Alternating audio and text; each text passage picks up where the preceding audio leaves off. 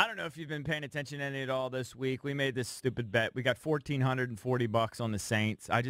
It's my fault because I'm the negative Nelly. I just see this as sort of an insurmountable task. Obviously, the NFL, anybody can win any given week. We saw it, 2 weeks ago or whatever when we won at Seattle. This game, though, looks every bit as formidable and it is improbable as that Seattle game. Now, they pulled it out there, but they got the benefit of 16 penalties. What was it? 3 missed field goals, 2 interceptions. I don't see that playing out the same way again. I unfortunately think we're going to be on the wrong side of this one, JP.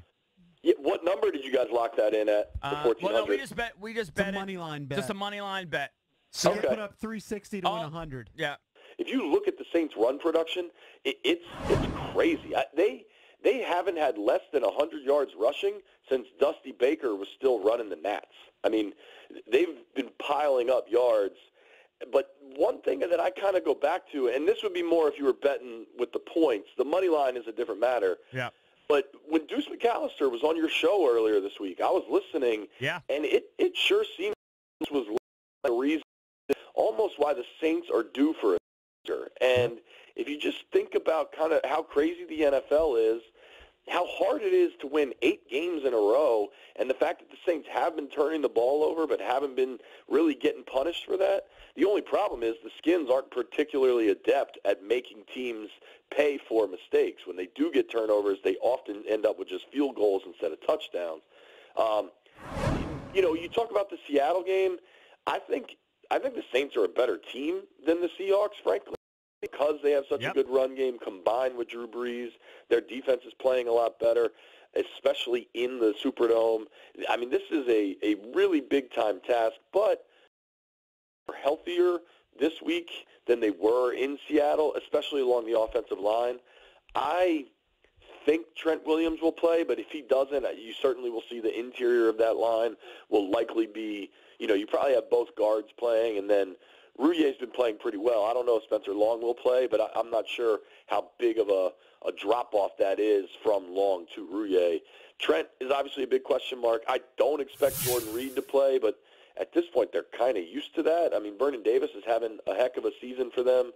We'll have to see what Martrell Sam on the defensive side next to Zach Brown.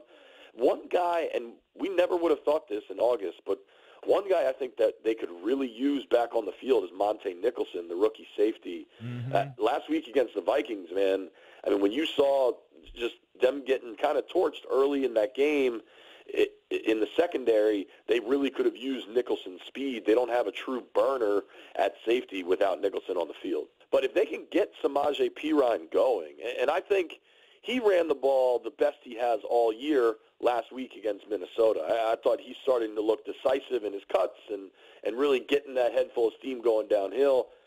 I think if you get Perine 16, 18 carries, and I'm not sure they will, but I think that would bode well for the Skins. The Saints are giving up nearly 5 yards a carry. I think it's 4.7 coming into this game. And you can kind of count on Kirk.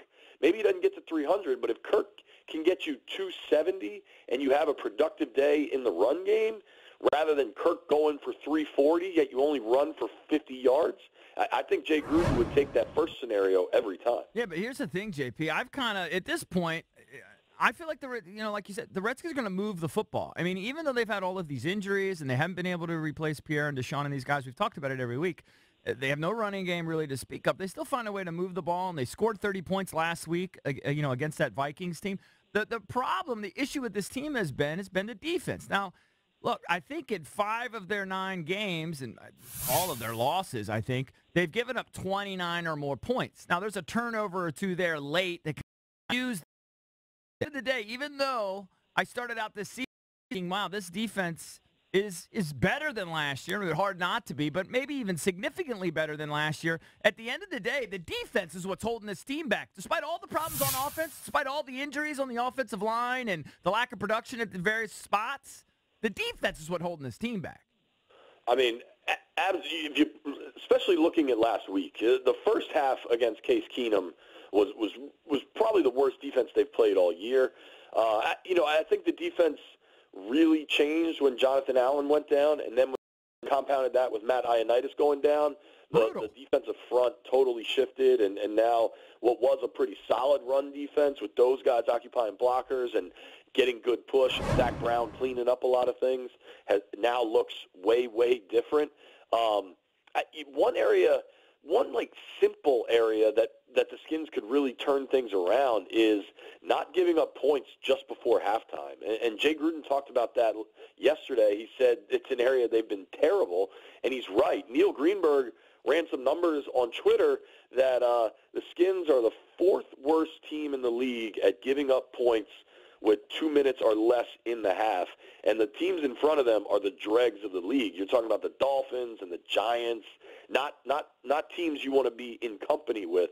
So it wouldn't even shock me, especially going to a place like New Orleans where, despite the fact that this year the Saints are kind of a run-first team, they still have quick strike capabilities, especially the way Drew Brees can go deep